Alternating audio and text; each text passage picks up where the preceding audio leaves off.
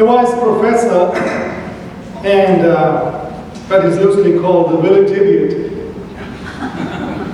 We haven't heard that for a long time, right? It's probably not politically correct, but you get what I'm saying.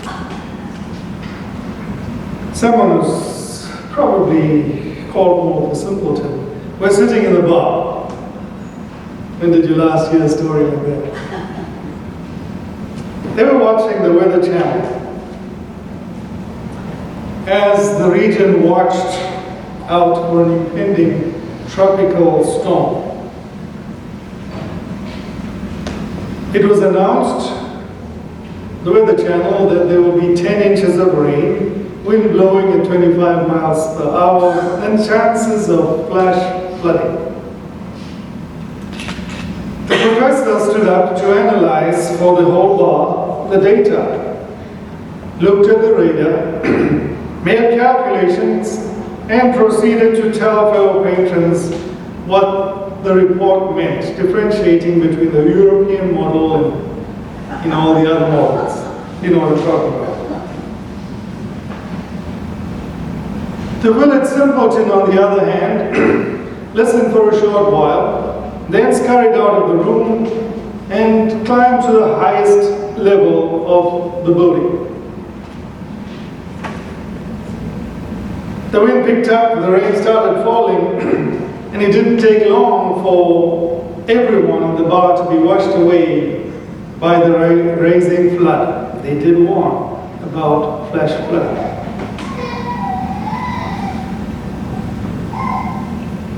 But the village idiot was safe and sound. So who was the wiser? Who was the wiser? The one who understood concepts and how things worked. That's what wisdom is commonly known as. Or the one who had practical wisdom. In the text today, Luke chapter 16, verse 1 to 13, Jesus said that the people of the world are wiser in dealing with their generation than the people of the kingdom. Jesus is not discounting the wise, Sophia or Sophos, as it says in the Greek. But Jesus was praising the wisdom of the prudent, the practical, the sensible. That word actually in the Greek is pronimos.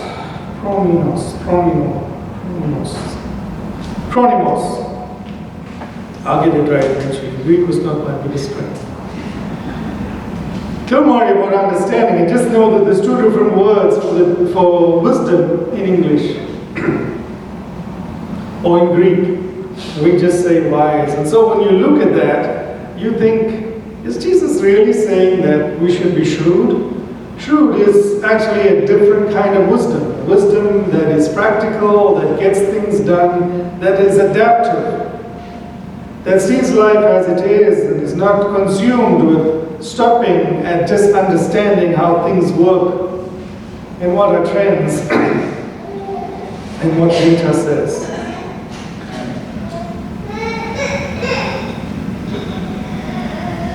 It's important to be wise. It's important to understand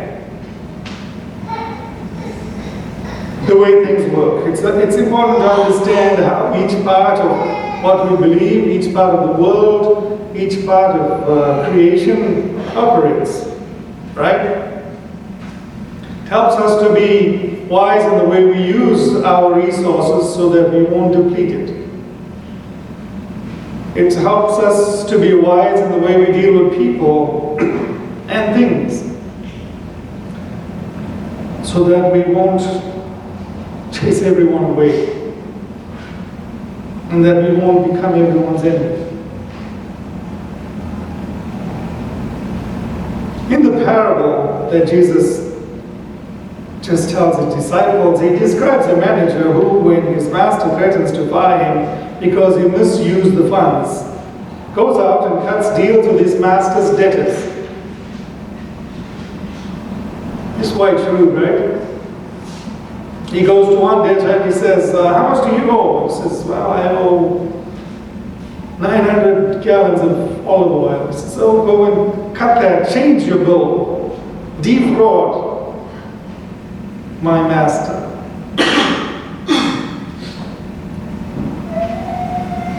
Make it 50,000.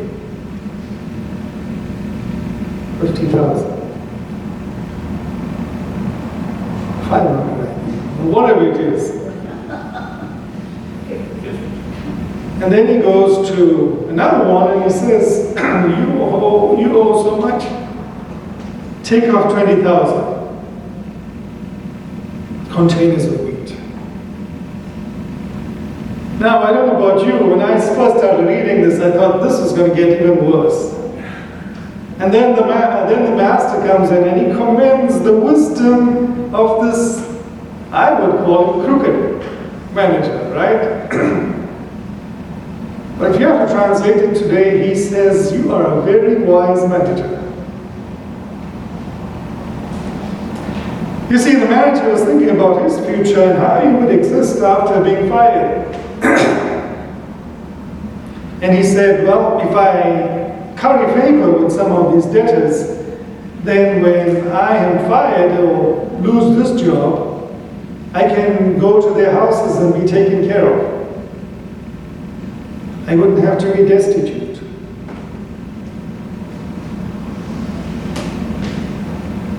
It's difficult for some of us who grew up as good boys and good girls. Any of you like that?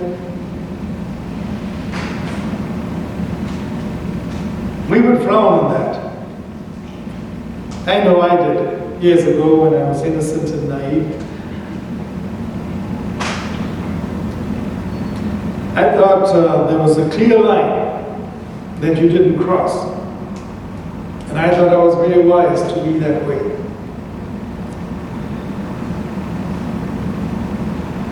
In this world, Jesus says this, and he's giving us his commentary on the parable. He says, the people of this world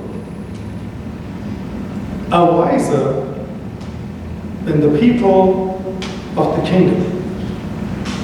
Is a different translation.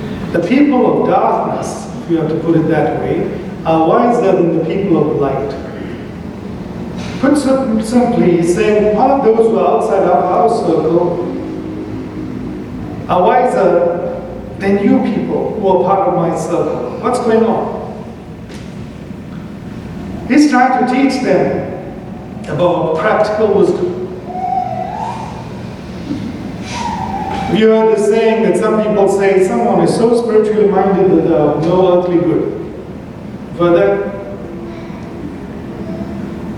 I had to contend with that as I was growing up. Because I thought, growing up in a church that was extremely, spiritually conservative, not politically and socially, but spiritually. There was a way to live. And if you walked outside of that, you'll be in trouble. Most of those things were good things, good for me. But still it left me with a mindset that I should be this pure, innocent person. Do I have company or was I in a different world?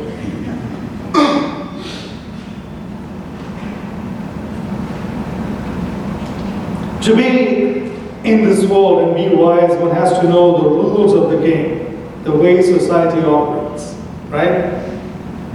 Animals need to know the rules of the jungle. The cat stays out of the reach of the dog. Well, in most cases. Nowadays everything is so domesticated, the dog plays with the cat and vice versa. But if they are out in the wild, they understand the rules. The rodent knows to hide when an eagle or hawk is circling. Yeah? You seen that? I remember working in the yard not so long ago, a few months ago, and I heard the cackling of birds. And I grew up knowing that if you hear cackling of birds, you better look out for what predator is threatening them. And lo and behold, high up on the tree was an owl in the daytime. And so the little birds had just seen this huge bird, knowing that it was a predator, and they were cackling to warn their colleagues, the other smaller birds, doesn't matter what species or what type. And they were all chirping. Some of the bigger birds that were although not as big as the owl, were circling the owl because they felt they need to protect the environment. So, non-human creatures understand that in order to survive, they need to know the rules.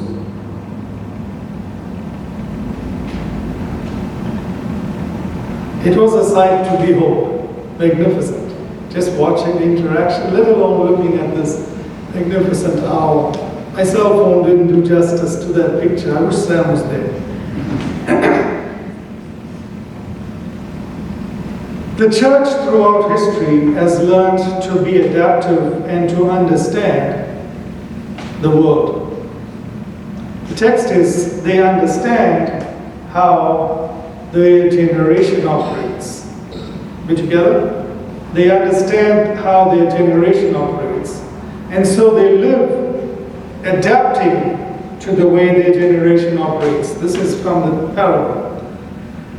The church over history was the same, even if we go to early modern history. When some of your ancestors came to the US. During the time of the expansion of Europe with conquests, colonizing enterprises and imperial enterprises, the political forces and the military forces went out. The church saw that that was happening. And so the church followed. Sadly, in some cases, the church led or the church went with. But we won't go into that. The point is, the church saw a need and the way the world was developing, and the church responded. Even today, when there's urban expansion, you know what I'm talking about, right? There's urban expansion, and that's all over the country, for good or for bad. Churches see an opportunity to start a congregation. If you look here in Gainesville, you'll see that most of the growing congregations are on the west side, right? Or the far west. People are going there. I'm not advocating for us to move. I'm making a point. So let's not go away saying, Pastor is saying we should close down and move to the basement.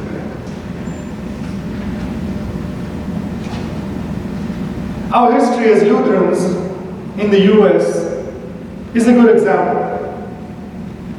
When our ancestors, regardless of what nation or culture you come from, came to the US, they were given.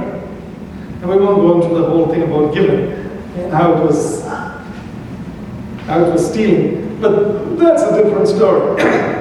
But they were allocated. How's that? That's a better word, right? Talk about euphemisms. They were allocated certain parts of the country that they could settle. It didn't take long for our headquarters in the Lutheran Church to say, or various parts of the Lutheran Church, it wasn't uniform like the Lutheran World Federation. Now, deciding that churches should start in these places, and sometimes a small place, like say Gainesville, I don't know enough about history, but I know in other parts of the country, you would have 5 or 6 Lutheran churches.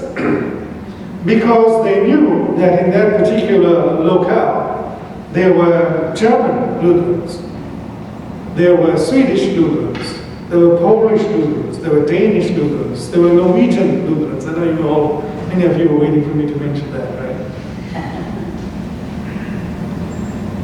And there was this saying, which is sometimes quoted even today, build it and they will come. You heard that? And it worked. Because people knew that here were these immigrants looking for community. And they would find it around church. Some of them may not have been active church members when they were in Europe before they migrated. But because they knew there was a Danish-speaking community there, they connected. They found some kind of comfort. Call it opportunistic, or whatever you want to call it. But it was adapting to what was happening in the world. I think today, as we look at what's the future of the church post the Reformation, 2 years ago we celebrated 500 years of the Reformation. The church around the world is asking, so what does the next 500 years, what do the next 500 years look like? Those of us that belong to immigrant churches like ours, almost every church in the US is an immigrant church unless it was formed later. And so it's called indigenous by some stretch of the definition. I'm really going off in different directions here. Glad I'm cutting it. We all have to be asking ourselves, so what in this generation is our future, number one, and what is our identity? And sometimes it might mean coloring outside the lines. Now, I know Janet won't be happy about that because she teaches children to color within the lines.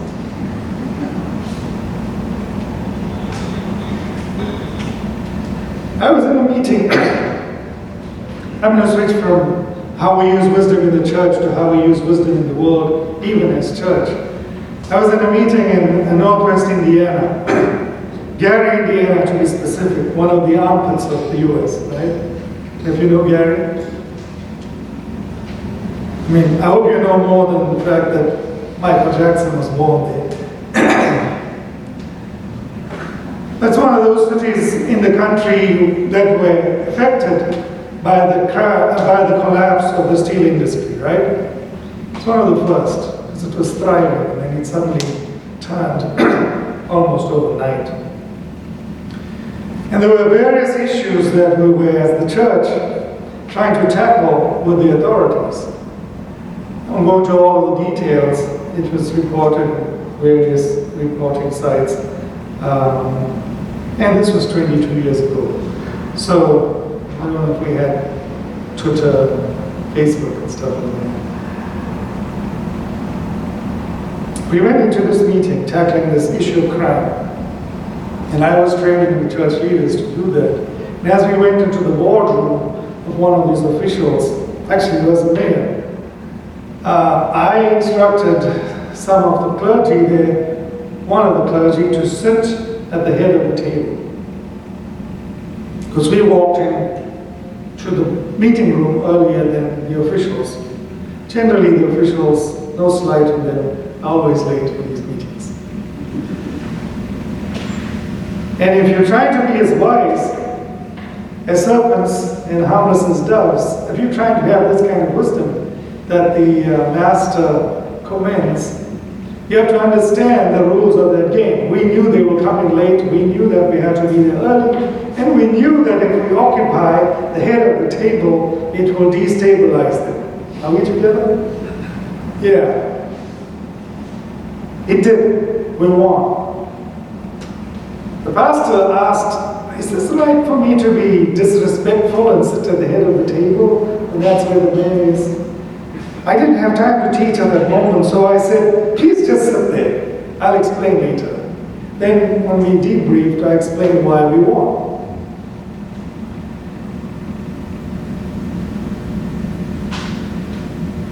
One day we were relating a similar story to church leaders, and the cardinal of the Catholic Church said, but that doesn't seem Christian. Just doesn't seem right that you would disrespect the mayor that way. And God bless the Anglicans. You know, they've been what you call it, non-conformists from the beginning. The Anglican bishop said, no, Wilfred, this is right. This is how the church should behave. The work we did won many battles because we understood that if we operate according to their rules, we will win. As you think about how you walk through life, whether personally as we walk as the church, Let's ask ourselves, how are we being shrewd? How are we being driven by a narrative that leaves us victims of modern society? Are we together? If we are afraid to stick our necks out, if we are afraid to be adaptive, if we are afraid to be creative, then we will continue down the slope of never coming back, because we are trying to live according to the mores of yesterday. The world, like the master, is coming to you as the manager, and he's saying, I'm going to chew you up and spit you out. Do you know you're going to be spit out? The church is declining all over the world, particularly in the West. And that's what we're being told. That's what a lot of people have accepted. And so God is calling us, I believe, as the church as a whole, but also as University Lutheran Church and you and I as individuals, to adapt to the signs of the time and be shrewd and not naive. Amen.